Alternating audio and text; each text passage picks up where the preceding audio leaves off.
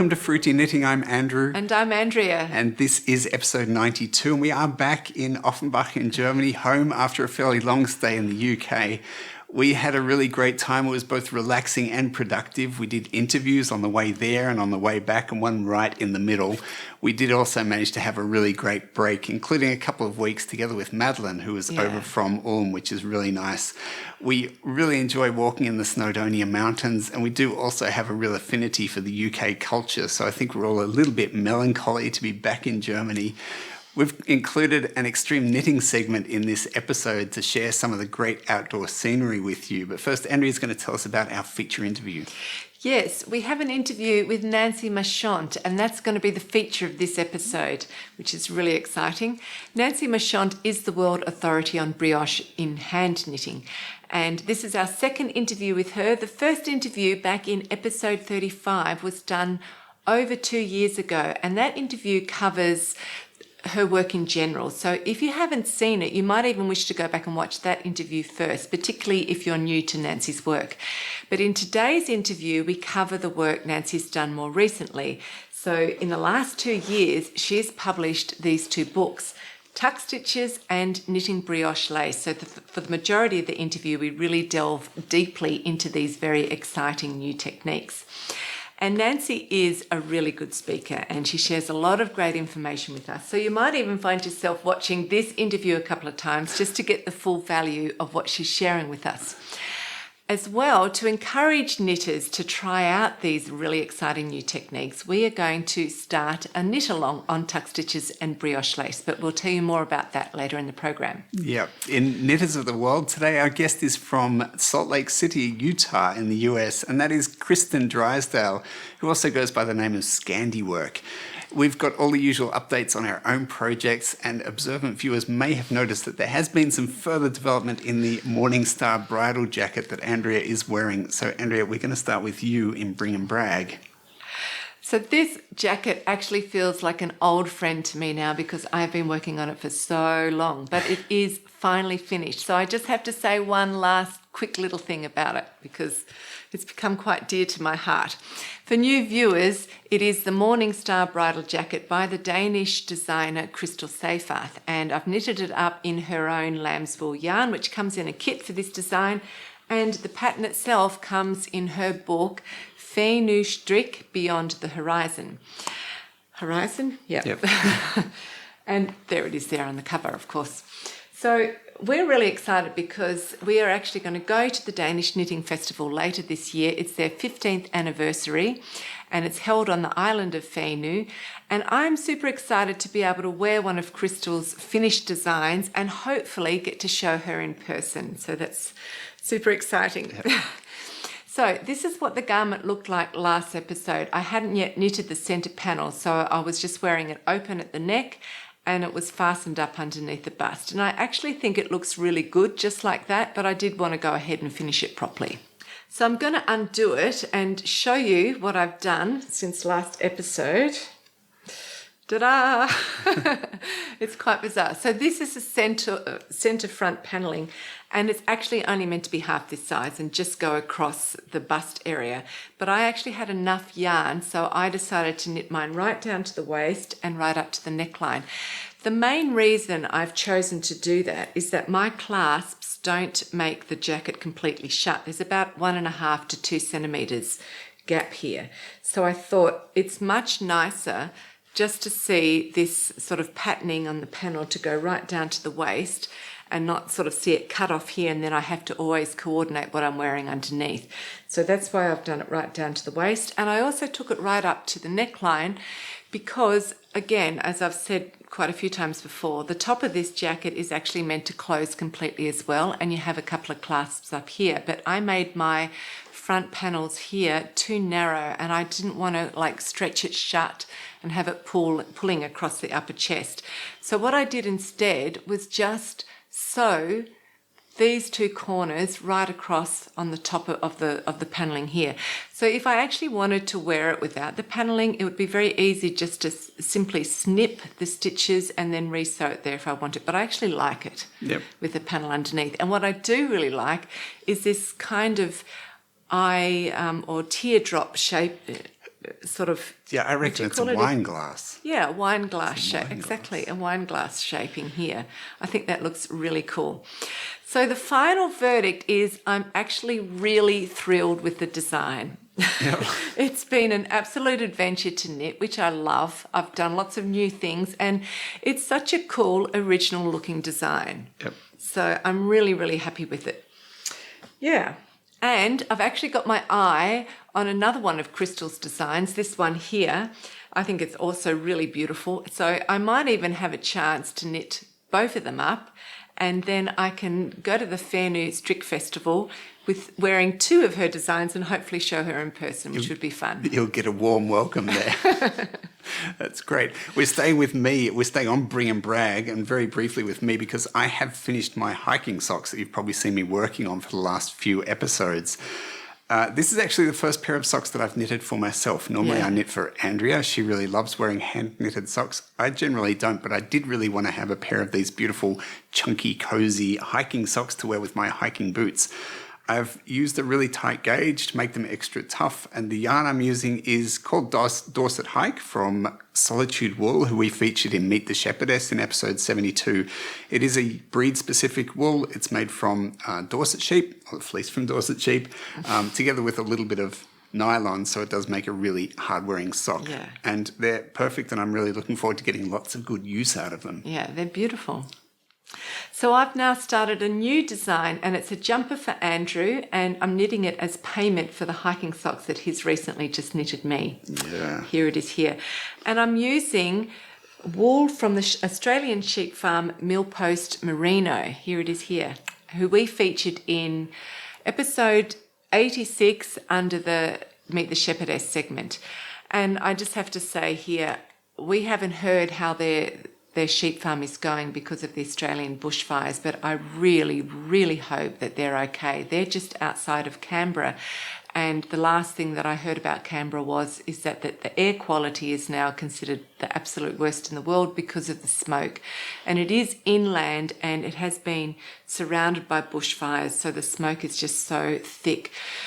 Hopefully, it just makes you feel sick thinking about the possible devastation that could be going on. But if by some miracle their land hasn't been devastated by bushfires and they still have their flock, they're probably having to deal with this thick smoke, and that would be definitely affecting their animals as well. So we really are thinking about all of our Australian viewers. I do understand how you feel. We've got family members who have had to evacuate their homes in some of the small towns on the coastal region. We had one of our family members has got a fire bunker and tried to stay back to save their house. I don't know whether he was successful or not with that yet. And there was also a raging fire that was stopped 1 kilometre short of my mum's house in South Australia. So it really is a terrible time for so many people. So we really extend all of our sympathy to our Australian viewers. We hope you are all safe, and that by some miracle all your homes are safe as well. Yeah. So we are thinking of you. Yeah, and really our thoughts to everyone affected by the fires. It is a terrible thing. It's tragic. Just the loss is really the loss and heartbreaking. Yeah, it is. It's terrible to think about. So back to Millpost Merino. I really hope their flock is going well. Their flock is super fine Saxon Merino. So it's really the Rolls Royce of fine sheep, and they've been breeding their sheep particularly only for fleece, not for meat, and they've been doing it for decades. Decades. Yeah. So I hope for them their fleece is good, their flock is good and safe. Yeah.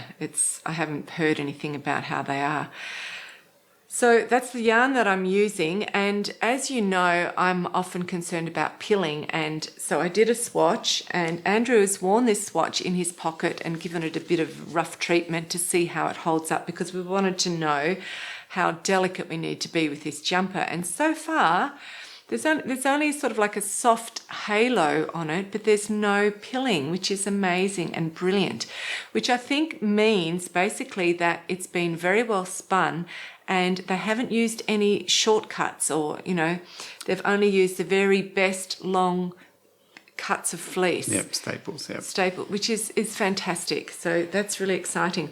So the design is called Irish Moss. It's by Alice Darmore and it comes from her book, Aran Knitting. It's a very elegant, complicated, twisted stitch and cable design here.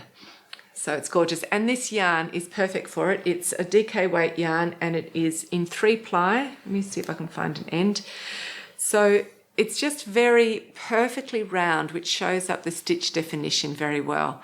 And it's just very bouncy. So it's going well. So looking at this design, you might think at first glance, whoa, that's so complicated and pretty daunting, but it's much easier than it looks. There's 4 charts in this pattern, but the trick here, when you've got a design like this, is to break it up into small sections and figure out what is easy to memorize and what charts you actually need to work with. So for example, there are 6 columns of a 7-stitch pattern, which I've marked here with arrows. And the chart for this pattern is extremely easy to memorize, so you can just forget about that chart. Then you have these 2 cables, which are exactly the same, except for they're twisted in opposite directions. And they're twisted stitches in a rib, so again, they're very easy to memorize. And then these 2 panels are exactly the same, and the knit stitches are all twisted, and you only ever move the cable back and forth by 1 stitch. So it's very easy and it's fast to do without using a cable needle. And then the center panel, which is the largest, is a larger version of the 2 side panels that I've just shown you. So in total, you're given 4 different charts, but in the end, you can easily just work with the charts of these 2 panels in front of you on 1 sheet of paper. So that just makes it really easy. And then you've got to think that on the wrong side rows, they're also really easy because every knit stitch you come across, you're just going to knit, and every purl stitch you come across, you're just purling in through the back loop because of all of the twisted stitches. So that if you just break it down and think of it like that, it takes out a lot of the drama, so to speak. So there we go. Now, as I've said many times before, Andrew is slim around the hips and broad across the shoulders. Yeah, broad shoulders. Yeah, broad shoulders. Yeah. So I started off with a size small for his hip. Do we have to say that? Yes. For his hip measurements, and then I've increased along the sides to large, to medium for his chest. Well built measurements.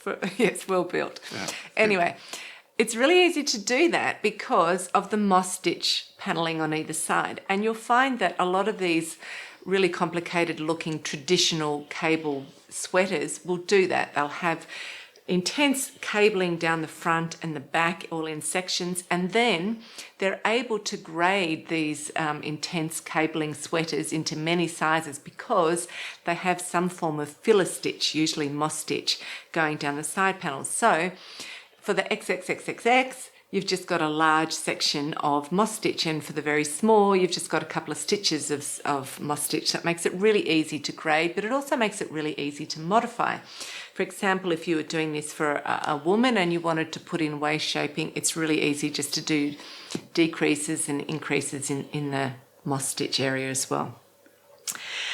The design is a drop shoulder, and it says to just keep knitting straight up until the front neck shaping. But I'm going to make Andrew's jumper into a set-in sleeve, and I might also do a set-in sleeve and saddle shoulder. This is a saddle shoulder here. You may not be able to see it, but you can see the cable on his sleeve is just running right up there. So the front you only knit up to, you don't knit right up to the shoulder seam. You knit up a little bit less, and same with the back, and then you have a panel coming through there. I think that's a really good silhouette for a man. It makes them really broad-shouldered and but I haven't decided on that yet. I have to read the pattern more intensely and see if it's going to work. Yep. So that's my new project. Good-o. We're now taking you on a beautiful walk along the River Clugwy in Snowdonia in Northern Wales. I'm not sure about my pronunciation. Yeah, don't tell us off if we're wrong. We're trying really hard. Doing our best. And apparently the average annual rainfall in the catchment area of the River Clugwy is the largest recorded in all of England and Wales. Yeah. And we can really testify to that because we know the ground around the river is constantly soggy, and it's really nice to have a good pair of waterproof hiking boots. Yeah. It is also extremely hard to imagine that in Australia there's bushfires and 40-something degrees when you're in such a high rainfall area. That's just the contrast that you have. Yeah, it feels completely saturated with water, doesn't it? Yeah. The scenery is truly enchanting, and for the music lovers, we'll be listening to the Violin Sonata in C minor by Johann Sebastian Bach.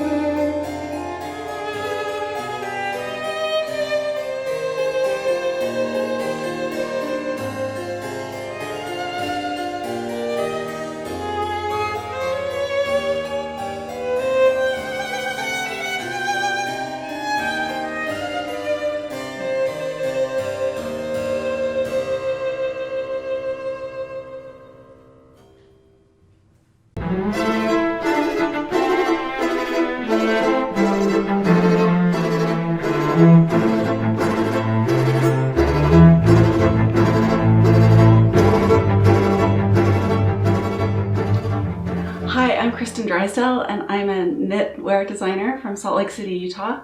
And my knitting story is, I think, a bit unique. I started knitting when I was 18 years old. I was on a study abroad in northern Germany, and my family heritage is Scandinavian, so I wanted to go to Scandinavia. I went to Norway and I bought one sweater that I could afford, and then I bought knitting books and patterns. I bought enough patterns to fill a backpack. And I came back to Utah and I decided, okay, I need to learn how to knit. And so I went to my local yarn store and they suggested that I learn to knit continentally if I was going to start knitting. And they were English throwers, they were English knitters. So they told me that if they were to learn from the start, they'd start continental, but they couldn't help me with that. So I had an appointment with Elizabeth Zimmerman on PBS at 4:00 on Saturday afternoons. And then after that, I just learned from Elizabeth Zimmerman on TV. And then I read and read and read. This was before the internet, so I didn't have any chance to look up if I was doing it right or not. So I read Knitting Without Tears like a Bible. So that was my guideline. And then that fall, I had never knit anything. I just kind of practiced knitting and purling, kind of basic, super basic knitting. And that fall, I enrolled in advanced knitting and sweater design at the University of Utah. I don't know how they let me in the class, but they did. Nancy Bush was the instructor, and so I designed the first thing I ever knit. The next thing that happened is I did a study abroad. I did my junior year abroad at the University of Salzburg, and there I lived in a dorm with Austrian roommates, and we had a knitting circle, a Strickkreis, on the dorm floor. And it was so great because I learned so much from those girls that had been knitting since they were 5. They knit in class in Germany and Austria, and they just, like during lectures they'd knit, and we'd knit in the evening, and I learned a lot about finishing, and I knit an awesome sweater. The first sweater that I designed actually was with a steek, and it was color work, and the second sweater that I knit was a Voss, and it was like full-on color work, and I did like knitting and purling and color work. It was kind of an insane project. But another thing I think that's kind of unique about me is I learned to knit when I was far from home.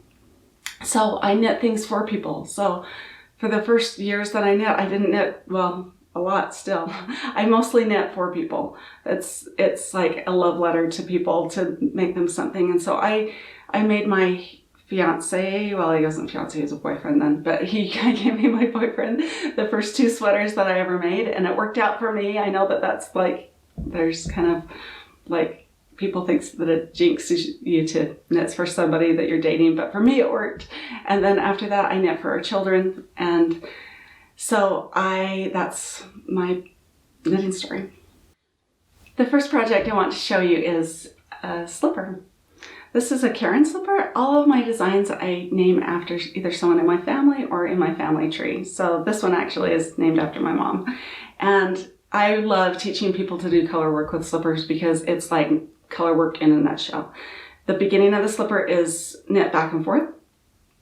So you're knitting and purling in colors, which I know is hard, but it's a really good project for that because it's only like 40 rows and half of them are knit. So there's only 20 rows and part of them there's only like 13 stitches. So it's not that hard.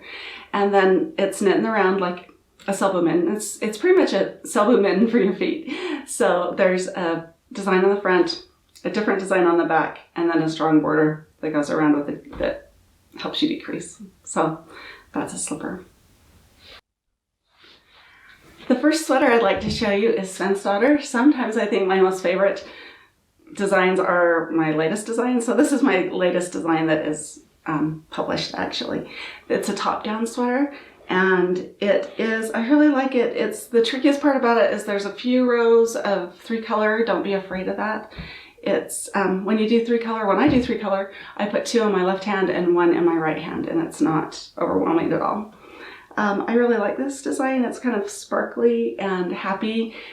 It's knit with Northlight Fibers Water Street, which is 40% cashmere and 60% merino. It's super, like, just a dream to knit with. I really like the scallop on this sweater, and top-down sweaters are really fun. They knit up quickly. Whether it's top-down or bottom-up depends on the design on the yoke. This yoke design works well. Well, it would work well for either, but it works well for top-down. And the 3-color work is, far into the sweater, so it helps that way too. Next sweater I want to show you is Marchant. Marchant was in Lane issue 7, and one of the things I like best about Marchant is that it's, I guess, the ability to make it your own. When we were in the Edinburgh Yarn Festival last spring, Marchant had been out for about a month, and we saw dozens of Marchants, which totally made my day. And the thing that's really great about it is it looks so different in different color combinations. I've seen it I can't even list how many color combinations I've seen, and they're lovely, and it just looks so different in every different color combination. So this is the original. This is made with Tuku fingering, and it's lovely. I love the way it drapes. I love the way it's warm but not too heavy. I love this yarn. And the thing one of the things I'm really proud about with Marchant is that it is really flattering on lots of different sizes. And I really worked hard on the design of Marchant so that you could combine any width of Marchant with any length of Marchant. So you can end with any one of the motifs and the top will still match perfectly. It's mostly knit in the round up to the top of the neckline, and then it's knit back and forth to shape the neck. I like that because rather than putting a steek in it puts less bulk right at the top. And then the sleeves are knit bottom up, and then this is the part I really like. There are steek stitches for the cardigan, but for the sleeves it's taken from the stitches just in the fabric of the sweater so that it brings the drop shoulder up a bit, so it's a little bit more flattering. When you make this, this is really important. You should steam block the sleeves when you're done, because that will take away some of the bulk. But this is the inside of Marchant. I like to conceal the steek with this facing, which I think is really beautiful. And then for the cardigan, I put ribbon on the button band. I really like this because it stabilizes the fabric of the ribbing and makes it sturdier. And it also conceals the thread for when you sew on the buttons. And on the buttonhole side, this is a little bit of an optical illusion because this is not one piece of ribbon. It's put in sections so that it still has the stretch of the buttonhole. When you have a cardigan, it takes a lot of wear and tear. And so I have a buttonhole stitch around the buttonhole itself. And then this ribbon stabilizes it and makes it beautiful. One of my favorite things is when I design something and people knit it more than once. And all of my test knitters, or most of my test knitters, maybe, most of my test knitters knit Marchant twice just for fun, or 3 times. There's a couple that didn't knit 3 times. And I've seen it in 2-color and 3-color, and it's super flexible. And I've seen it cropped, which is kind of how it was designed, but I've seen people do longer lengths, and I would love to see Marchant as a coat. That's like my dream, and I would like to knit one myself, but I don't have time to get to it. The last thing I want to show you is Solveig. Solveig, it was inspired by the heroine of Peer Gynt. I think she's a heroine of Peer Gynt because while Peer Gynt was wandering the world, Solveig was home in Norway, and as her song goes in Grieg's Solveig's song, she talks about waiting for him through winter, spring, and summer, and that she knows that they'll be together someday. So I really love that song. I'm kind of a sentimental knitter, so this is Solveig. I use the stars to represent the winter, and then I use the embroidery on the neck and the cuffs and the hem to represent spring and summer. And I really love this sweater. This sweater pattern is coming out soon. I love the neckline. It's kind of a square neck. And my test knitters have knit this long and short, actually. I've seen it cropped, and at this length that is really great for dresses. And then on my needles is a long Solveig, so that's going to be a coat, which I think will be fabulous. This is knit out of Rama Finnelgarn, which has a beautiful drape. And one thing I really love about Norwegian wool is that when you knit something, it will look like this in 30 years, which is super important to me, that when yarn has durability and it won't pill and it looks as great the first day and like 3 decades later or 4. So it makes an heirloom. So that's Solveig.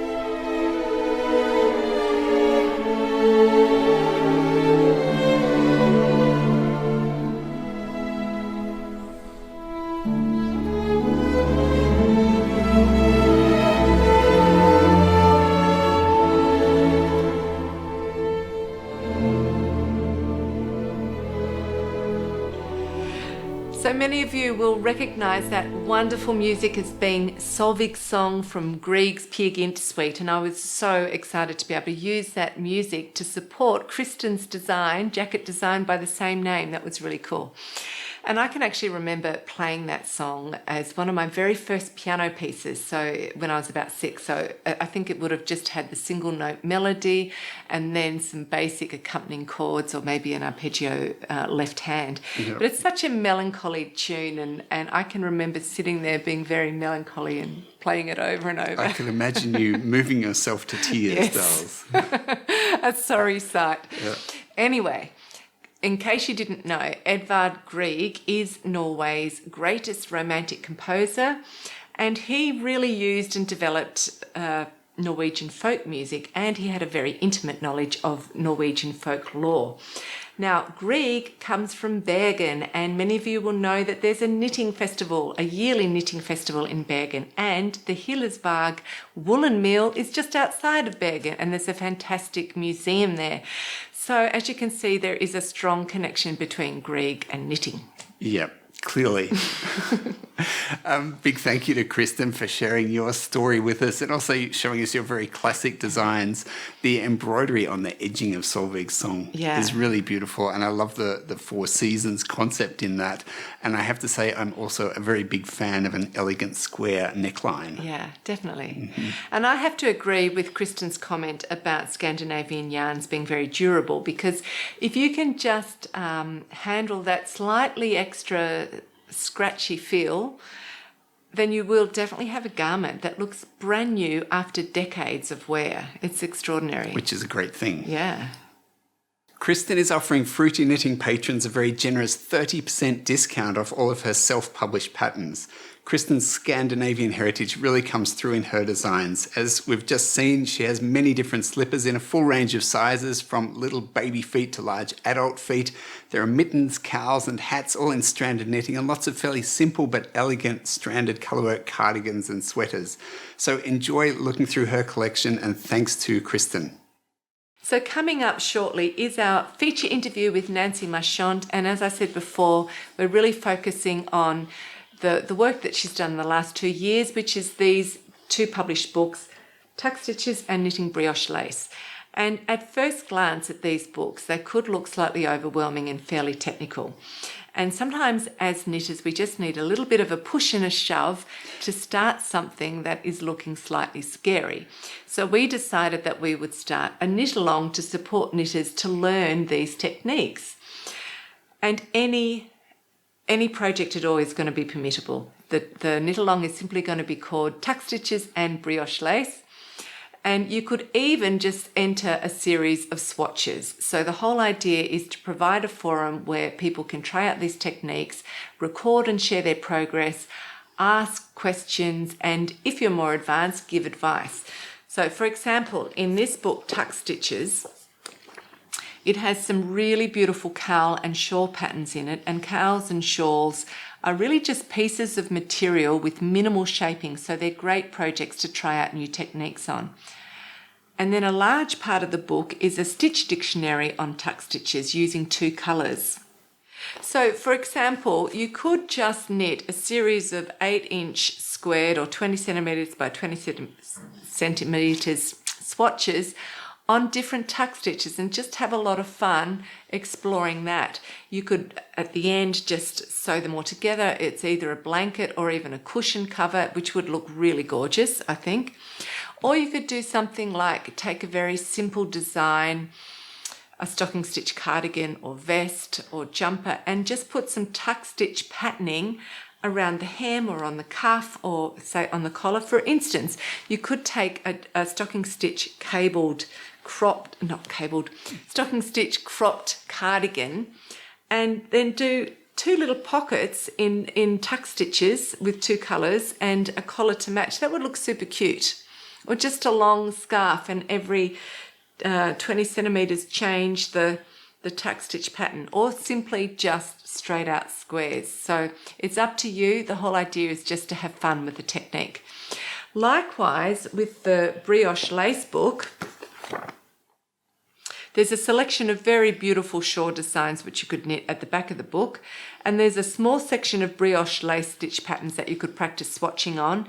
And then at the beginning of the book, there's a really detailed description of the 2 techniques Nancy has developed for creating holes that make it into brioche lace. And I have had a go at those 2 techniques on a swatch here, which is fun to do. So here's my swatch, and actually I'll show you a picture close up. So one of the methods is called the yarn over eyelet method, and I've marked that one there with an arrow. And the other method is called the release pearl method, and that's that one there. So this was actually my very first go at it, and I think I've used too thick a yarn with a too smaller needle size, so the holes aren't really opening up and showing off to their best advantage. But it doesn't matter, because I think it's just important to get 2 contrasting colours and have a go and just simply practice the techniques. Yeah. So I'm trying out some of the tuck stitches, and I've actually started one of my swatches from a pattern in the book. This is actually pattern number 52. It's called a triple tuck stitch based on a broken rib fabric. Yeah, and quickly show the other Show side. the back. Yep, and you can see on the back it's more white. You don't see as much green, and Nancy actually points out in the description that this pattern will take up twice as much of the white fabric or the light colour as it does of the dark colour.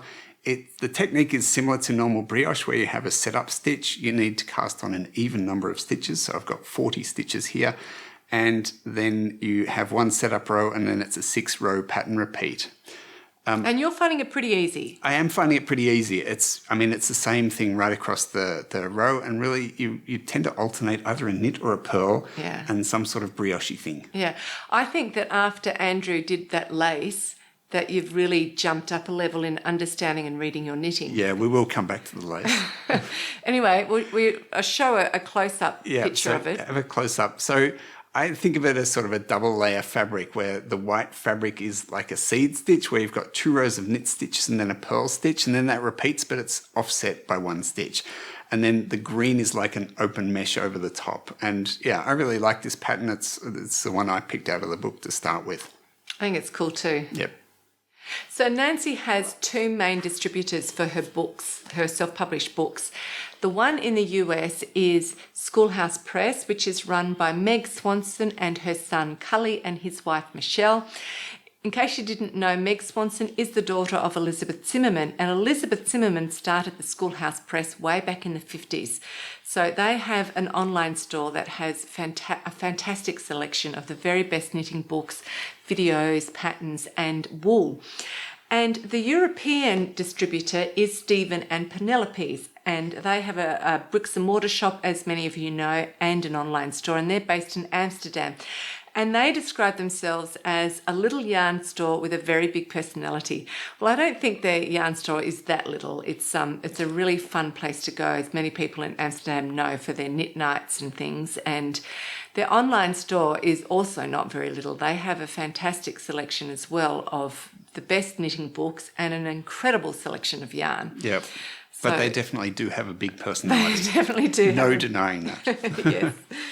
So both these online stores have very kindly offered Fruity Knitting patrons a 20% discount on Nancy's 2 books, Tuck Stitches and Knitting Brioche Lace.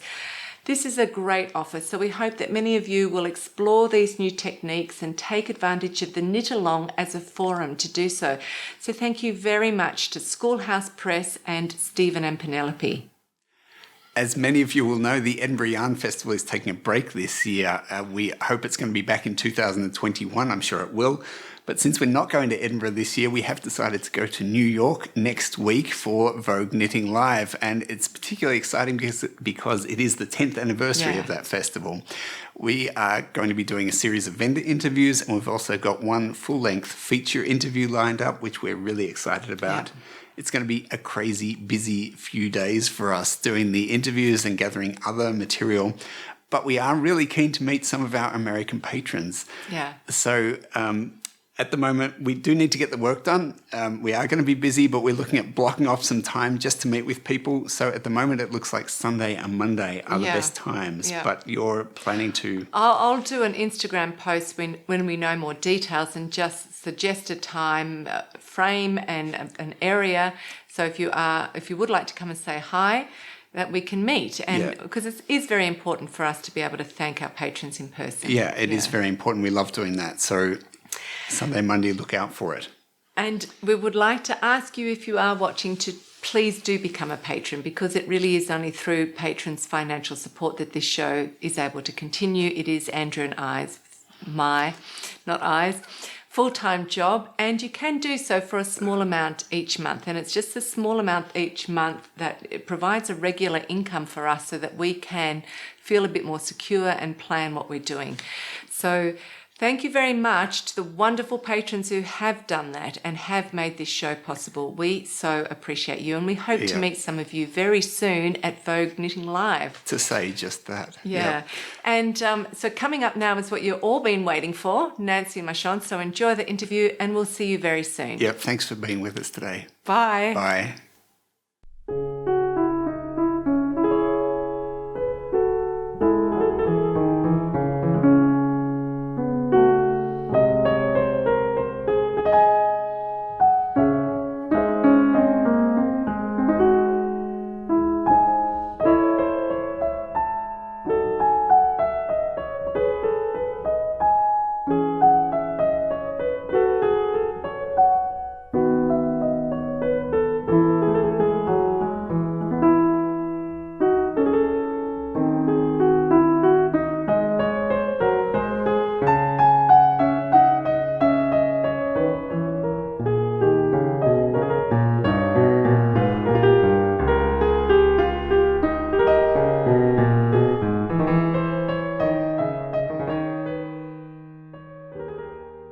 Welcome to Fruity Knitting. Today we're in the very beautiful city centre of Amsterdam, and I'm super excited to have Nancy Marchant as my guest again.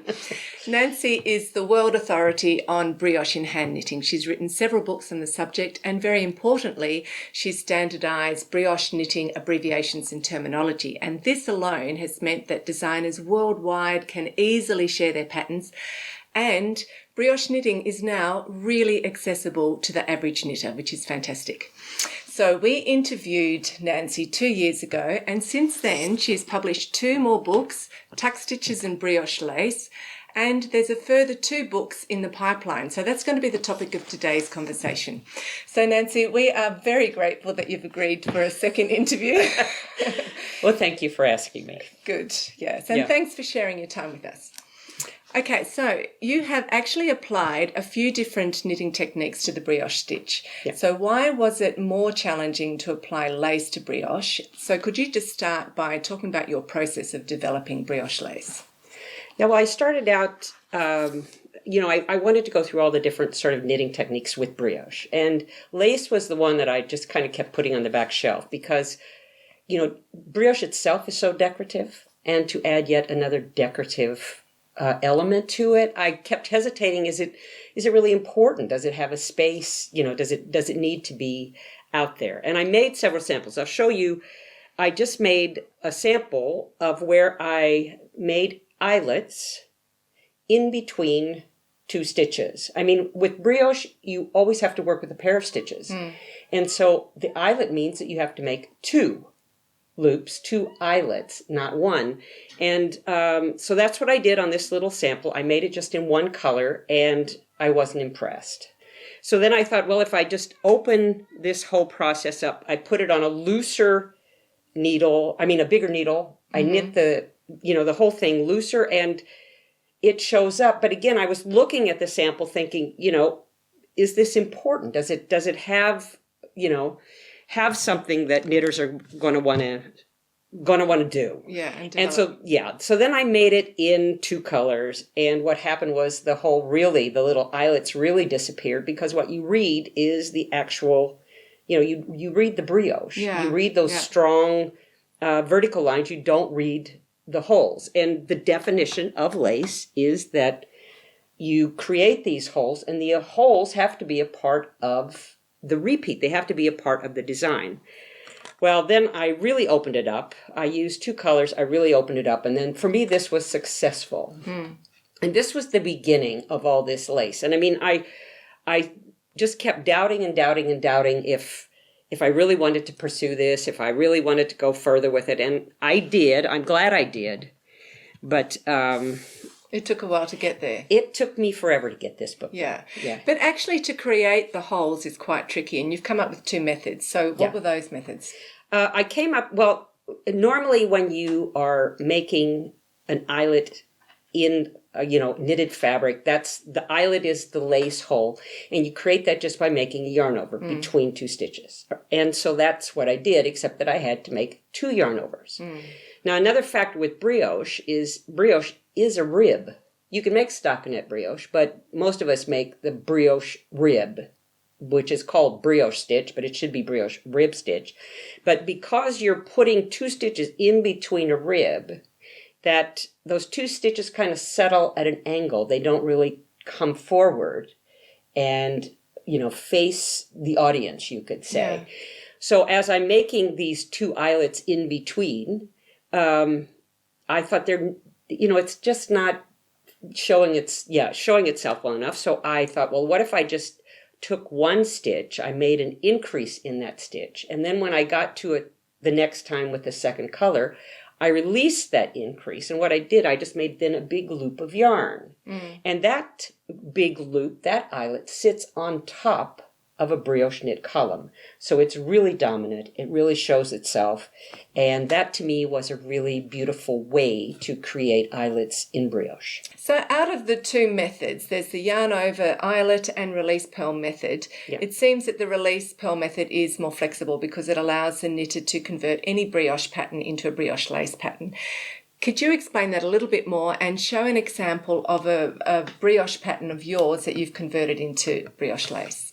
Yeah, that like I said before, when you make eyelets between stitches, which that's what you do when you're making lace with stockinette stitch. Yeah. With brioche, you have to make double eyelets, and you have to go between 2 stitches that are different. One's a knit, and one's going to be a slip-on yarn over. Yeah. So, it's a rib. And so it has the tendency, that double eyelet wants to kind of slide back. It wants to maybe even get hidden, the double yarn over, between the 2 stitches. Unless one of the most successful ways to make it work is if you put a decrease right next to that double eyelet. And I have an example of that. This is an example of a shawl. Okay, I'll hold it for you and you can point. Yeah, this is... Are we up the right way? Yeah, this is the right way, but we want this side out. You can see right here that there's a double eyelet and then there's a decrease. A double eyelet, decrease, double eyelet, decrease. And because that decrease is next to that double eyelet, you're causing that eyelet to really open up. Yeah. Whereas if the decrease were further away, this eyelet could almost kind of disappear. Not necessarily with mohair, but with other, if more slippery fibers. And so this is one of the most successful ways to use that double eyelet. If you use the release purl, what happens there? As I was making these eyelets, because that is the way I started, of course, I thought I needed to make that eyelet more dominant. How could I bring that more to the face of the fabric instead of sort of being hidden. And so I thought, well, if I make an increase, which is a brioche knit yarn over brioche knit, which is a 2-stitch increase in one stitch, if I released that, so you make the increase, and then in the next row with the dark color, the second color, if you release that purl in the middle that would have been a purl, what you're doing is you're just making a bigger loop in which to make 3 stitches. And so you just have a more dominant loop. I'll show you an example. This is the 2-color leafy lacy pattern from the book Knitting Fresh Brioche. And this just uses increases and decreases. Now, this is the pattern in lace using the release purl. And you can see where you really... it's really it open. really opens up those, or the eyelets become very, very obvious and open. And it looks like a different pattern.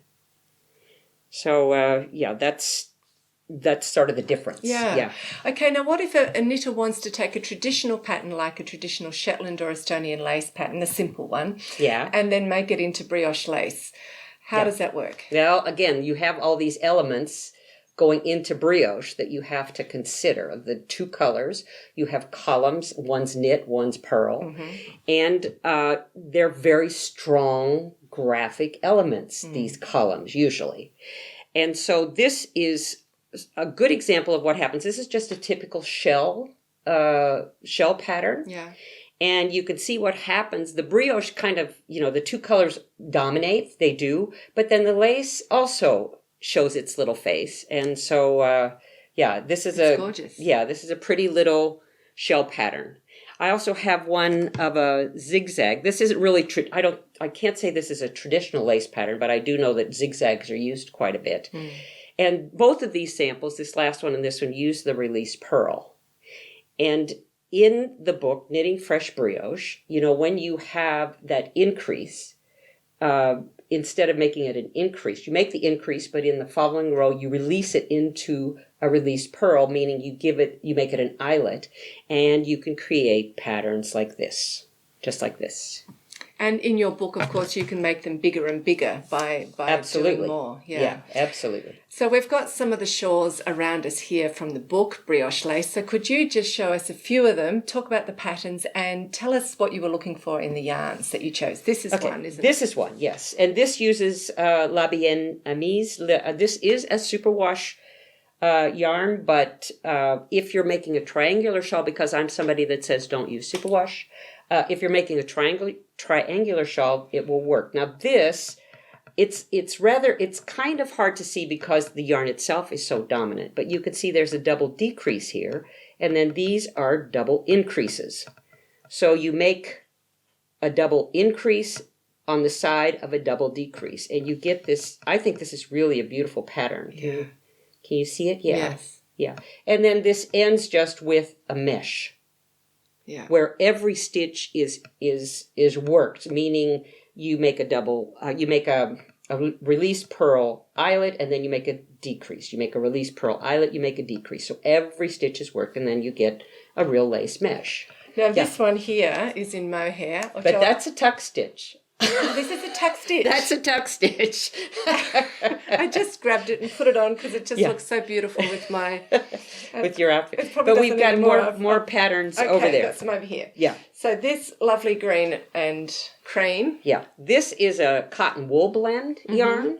And I remember so well working on this because I was trying to develop some sort of interesting stitch pattern. Now you can see there's 1, 2, 3, 4, 5, 6, 7, 8, 9 stitches come out of that one big release purl. And so what I did for that, I made this a 4-stitch increase before I released it. Now I know this doesn't make sense to you now, but if you try it out, then it will make sense. And so I made a ginormous increase, and then I made small little decreases going up. And then I was back to making an enormous increase and then small little decreases. But this wool cotton blend is really, really nice to work with. Yeah. And it holds, because it's got wool in it, it holds the brioche really well. And it's soft enough that it can go next to your skin because it's 50% cotton. Yeah. Things like that. It's beautiful. Yeah. They're all very beautiful. And what else would you like to show? This one here? Yeah, let's show that one, because this is another pattern that's quite popular. It's a sushi ushi is what I called this pattern, and I've known a lot of people use this pattern in just their brioche knitting. And what I've done then is where the increase was, I've worked the increase and then I've release purled it. So you get this row of eyelets going up instead of the increase. Yeah. And this is veil from Brooklyn Tweed, so it's 100% wool. Okay, That's beautiful. Yes, I did some practicing on release purl and yarn over eyelets on the way up to Amsterdam, and it's fun. It's really fun. You just have to go slowly and systematically, right? And I think you're great. Yeah, when I teach a class, I mean, you're given just a very limited amount of time to learn the technique, but at first people are just overwhelmed. But once they've tried it and then they've done it again, and then by the time the class is over, they generally, almost everybody, they get it, and you just have to slow down, think about what it is that you have to do to make this stitch work. Yes. And it does. Yeah. And look back at what the pattern is on what row you're done. Yeah. So the next one has to be a single stitch that you're going to put a shawl over. Yeah. And the next one has to have had a shawl, and that's how you decipher it. Yeah. Right. Okay. Now, in between the books Brioche, Leafy Brioche and Brioche Lace, you wrote another book about tuck stitches, which is what I'm wearing. Yeah. And tuck stitches are better known in machine knitting than hand knitting. And as you say, brioche is a type of tuck stitch. Yes. Can you just remind the viewers what tuck stitches are again, and then just talk about how you've made them a lot more interesting by adding colour and more suitable for hand knitting, really? Yeah. Well, I was a machine knitter. I mean, I did a lot of things on a machine, and, you always get manuals with a machine, and the manuals always have about a third of the book are on tuck stitches. But the machines just used one color because it's very hard on a hand machine to change colors for one row. Mm. Your carriage is on the wrong end, or, it's a lot of work. It's not worth it. So all of these examples were in one color, and I didn't like any of them. And as I'm working in brioche, and I thought, what if I slipped the stitch again and gave it another yarn over? Mm-hmm. Instead of just the one yarn over that you do when you do brioche, give it a second, or give it a third, a fourth, and then go back and tuck all of those into one stitch.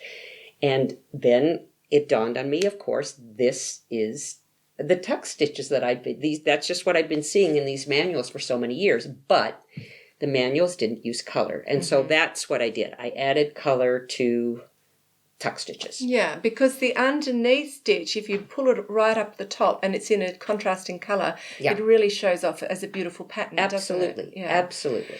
So a large section of the book, Tuck Stitches, is actually a stitch dictionary. So I thought maybe you could start off by showing us a few of your favourite tuck stitch fabrics. And we've got a pile just there. I have a pile here, so I'll pull those over. The first set that I'm going to show you, this is a cute little, I think this is a double tuck. It's a double tuck, meaning that I have 2 yarn overs, and then I tuck it together. But you can see the front and the back are both, really beautiful stitches. Okay, these two, these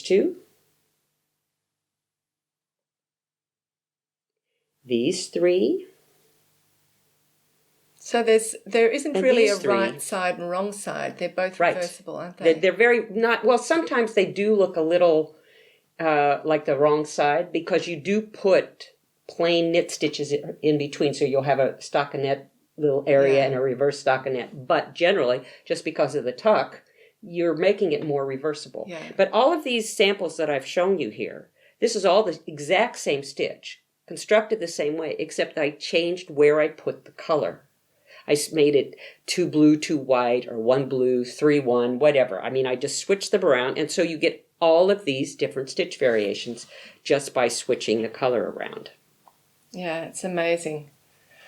Okay, now could you just give a few tips? What tips would you give designers or knitters who are wanting to incorporate more tuck stitches into their work in a more developed way, perhaps? Yeah, I mean, I think that tuck stitches would work really beautifully on, like edges, collars, big, cuffs.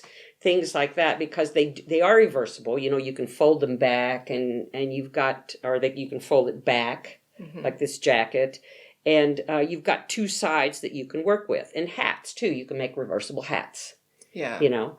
And, I mean, all of these tuck stitches, I mean, if it's in my book, it's a stitch dictionary. That means it's meant for other people to use. Yeah. I know people ask me that a lot, if they're allowed to. I mean, I didn't invent tuck stitches. I developed it a bit for hand knitting. But, you know, the purpose is that you really use these stitches. And it just has, I mean, just this stitch alone, if you start a scarf and you work it, and after a third you're kind of bored, well, then switch to another one, you know, and by the end you'll really have, you'll have your tuck stitches down and you'll have a beautiful scarf. They're wonderful. Yeah. And show the viewers the big one at the bottom. Yeah, that's this very is the dramatic. These are the extremes. This is a 6-row tuck, meaning there's 6 rows of just the plain white, and every time that blue stitch is slipped with the yarn over. And then this very top one is 8 rows. And you can see it makes like a little cushion, you could say. Yeah. Yeah, but gorgeous. These are really, and I only put these 2 really extreme ones in the book, but I think these are really exciting and could really be developed a lot. And tuck stitches work very well with stocking stitch, can't they? So they can be combined. Well, this is well the mostly, same gauge. yeah. Well, no. Yeah. Explain that. I mean, maybe width-wise, like this top one, width-wise, I think it would be close. Yes. But not row-wise. And that's because it gets condensed. Yeah, because you're gathering up those, 8 rows with one stitch. So you're condensing that. Yeah. Try it. Yeah.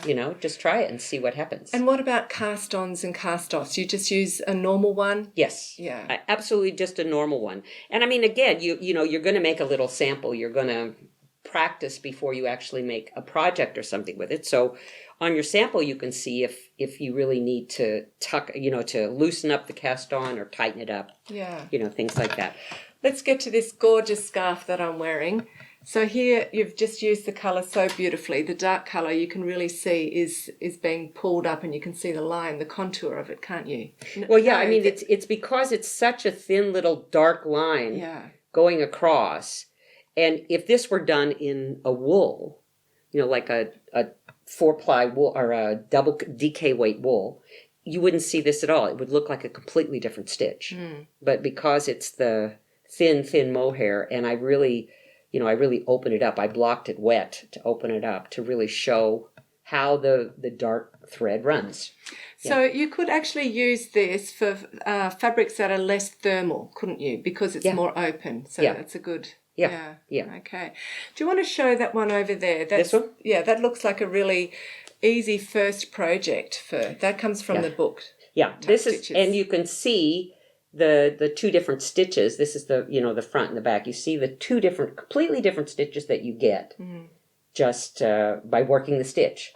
And this, again, uses the exact same color and yarn as this lace shawl. Yeah. This is a La Vietnamese, that's called Tang, that orangey color. And I think the other one's air guitar, just like that, but I might be wrong. But just the stitch itself is just such a pretty little stitch, and you get this the other side as a gift. Yes. And this is a cowl. It gradually gets bigger and bigger so that it sits pretty on your neck. I guess I could put it on. And can you suggest any designers that we might want to look out for who are really developing tuck stitches and brioche lace in their designs, like taking it to a more advanced level, perhaps? I know that Olga Jazzy, I don't know how to say her last name, but she'll forgive me. She's a friend. She is definitely someone who uses machine sort of techniques. So she uses a lot of tuck stitches, and she... I think she makes some really, really interesting things with tuck stitches. I don't know anybody actually working with brioche lace. I think that will come, but right now, I'm not aware of anyone. Yeah. I mean, Stephen West, he does do lace elements by just taking in one brioche stitch, he will put 17 stitches. and he'll just stretch that stitch to the max. And so he's another person that is making these big eyelets. He likes to make them over the top, make them big. And I love his work. So he's definitely somebody to look for. Okay. And Bristol Ivy is just doing things in brioche that are interesting. She is actually knitting along, and then she'll dip down and pull up a loop, and dip down and pull up a loop. And I think that's really interesting too. I haven't done that myself, so it's exciting to see that going on as Definitely. well. And look, you've got to say something about your jacket, because it looks very Chanel-like. It's tuck stitches. Yes, this is tuck stitches, and you can see the front and the back. You get a pattern on both sides. Yeah, it is Chanel shaping, you could say. And I put the it's not I-cord, but this is a separate little cord that I put, just edged it all with. And yeah, I mean, I'm never going to write this pattern, so don't write Andrea and say, where's the pattern? Because I can make one size only. And I'm lucky to get that, calculated out and things like that. But you can see how, with the book and the Stitch Dictionary of Tuck Stitches, that you could take a basic pattern and start just putting these gorgeous stitches in it. Absolutely. And completely transforming a design. Absolutely. Yeah. Yes, so for sure. Look out for that to happen. Okay, so now you created the terms barking and burping, and you also standardized the symbols for a brioche charting system. Yeah. And then you developed more symbols to fully describe all of the variations on tuck stitches and to effectively chart brioche lace. So it's one thing and if you've got the inclination and talent to invent new stitches and new techniques, but it's a completely different thing to have to invent the accompanying language that goes with it that can fully describe and chart these new techniques. So are both tasks equally satisfying for you?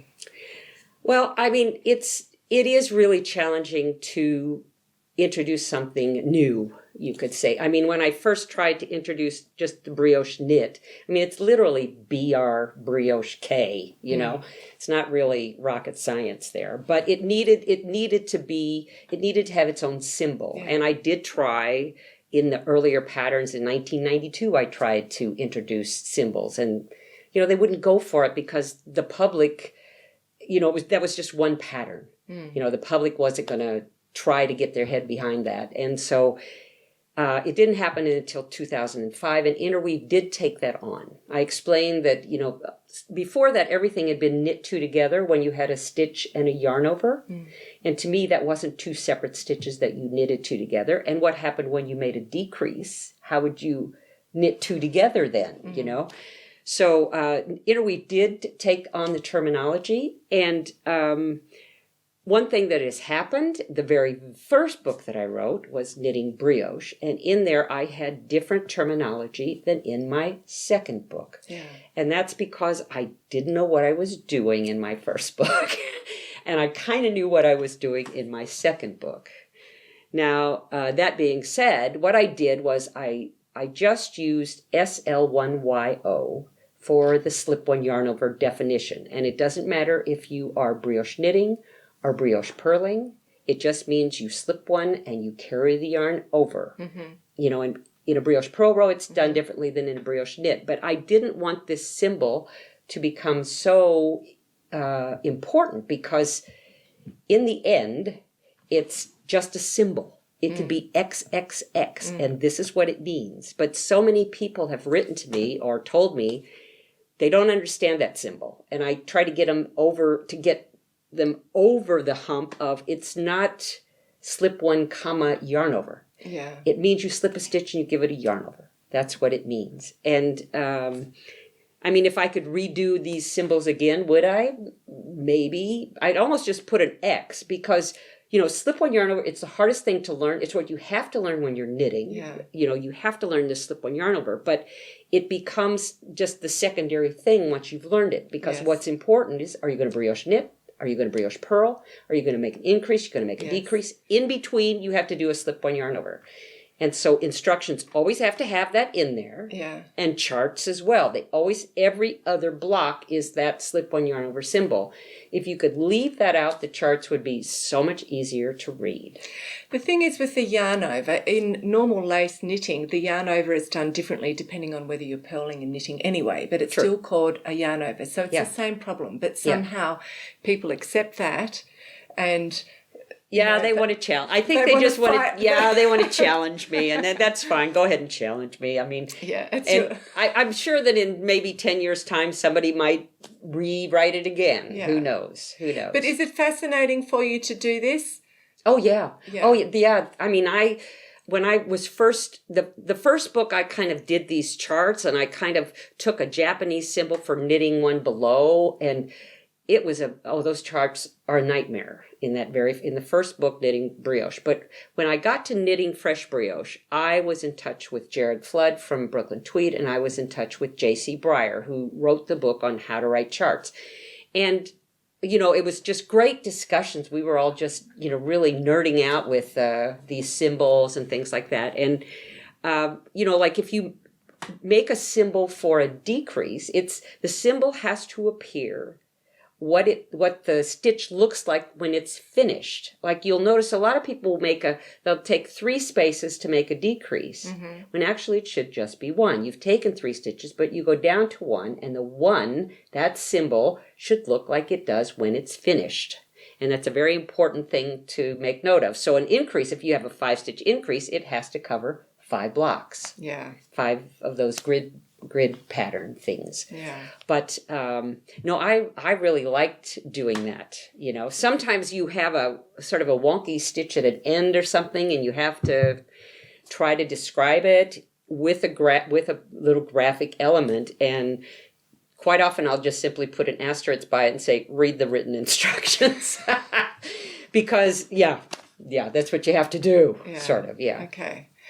So we're going to finish off the interview now with Nancy, hopefully telling us a little bit about the 2 books that you've been working on but haven't yet been published. So what are they? I've written one more book since the lace book, and that was for the company called Leisure Arts, which is, they make a lot of craft books for big stores in America, big craft stores, and like Walmart. Joann's is a sewing store, and Michael's is an art and crafts, supplies store.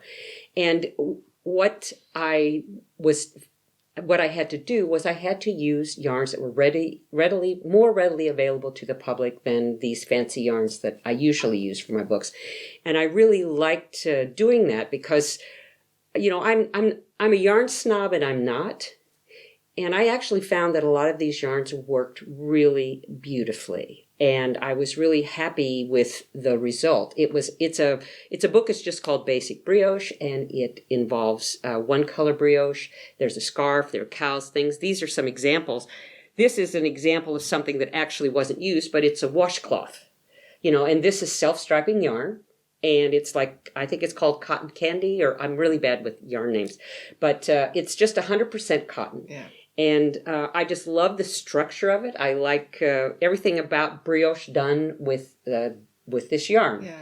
Another one that wasn't used in the book is just a 2-stitch, or it's 2-color brioche, and this is, of course, a cowl.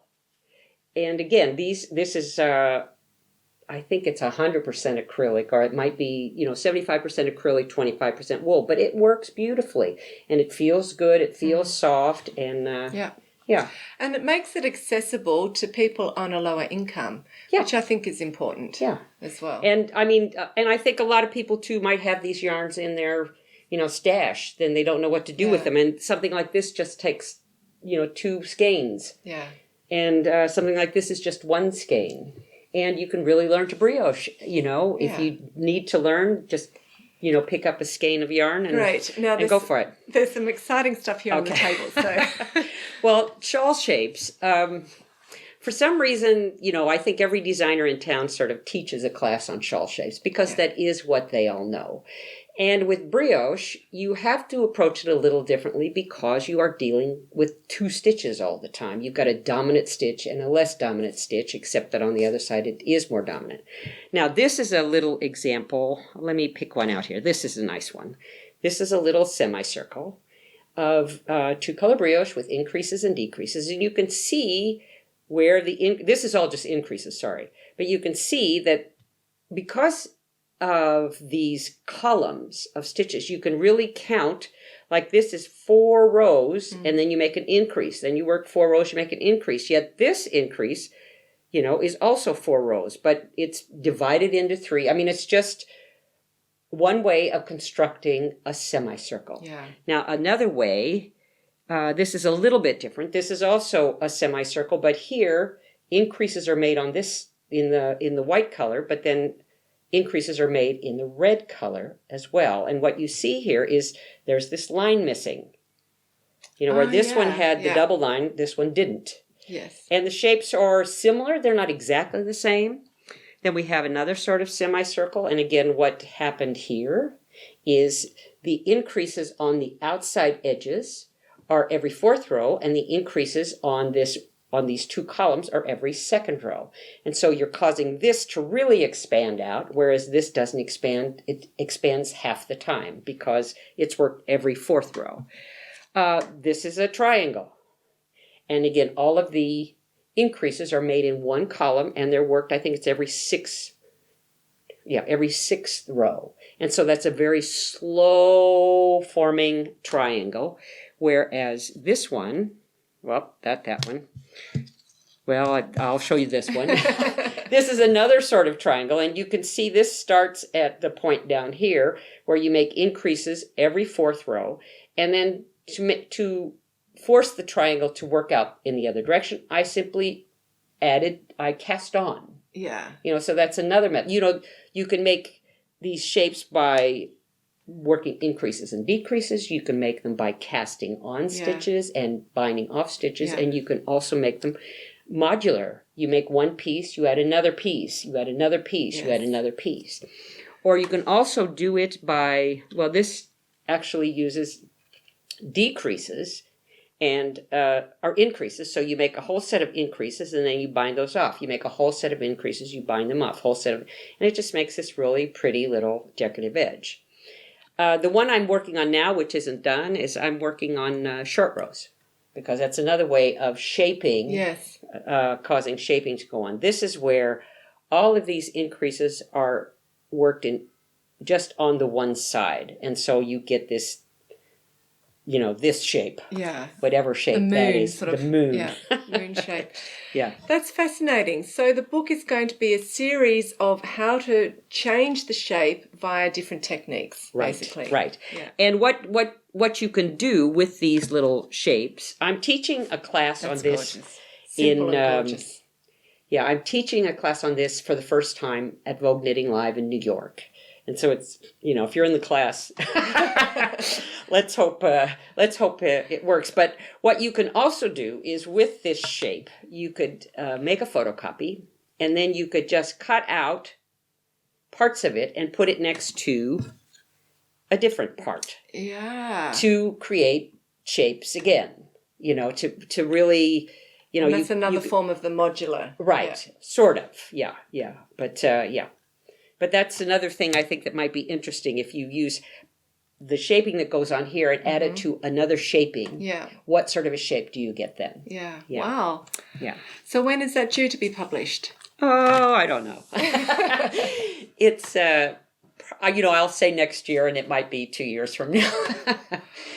But, it's been fascinating. There's really been a lot of information in here today, and I really hope it encourages more people to get into the tuck stitches particularly. Oh, yes, they're beautiful. Yeah, they really are. And the brioche lace, and to look forward to this shawl shaping book when it finally comes out. So thank you so much again for sharing your time. It's really great. Oh, well, thank you once again for asking me. Let's say goodbye to the viewers. Bye. Okay, cut. Yeah, okay. How much time have we done?